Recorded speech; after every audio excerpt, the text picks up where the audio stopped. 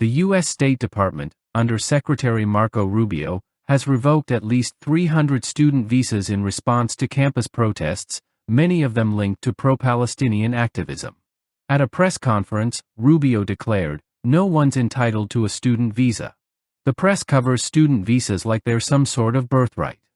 He justified the revocations by citing disruptive behaviors like vandalism and campus takeovers, comparing a student visa to an invitation into one's home, subject to cancellation if abused.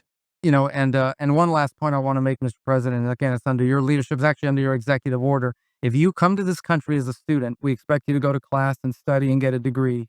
If you come here to vandalize the library, take over a campus and do all kinds of crazy things, we're going to get rid of these people and we're going to continue to do it. So when we identify lunatics like these, we take away their student visa. No one's entitled to a student visa.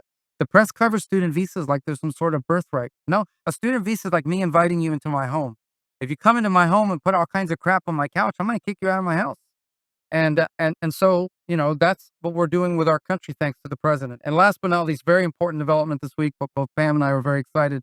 The finest higher education institution in the United States, University of Florida, is also now the national champions in basketball. And we hope you'll host them here soon, Mr. President. Go Gators, they're coming.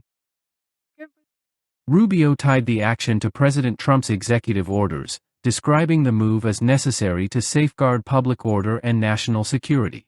"If you come into my home and put all kinds of crap on my couch, I might kick you out," he said, reinforcing that visas are conditional privileges, not rights.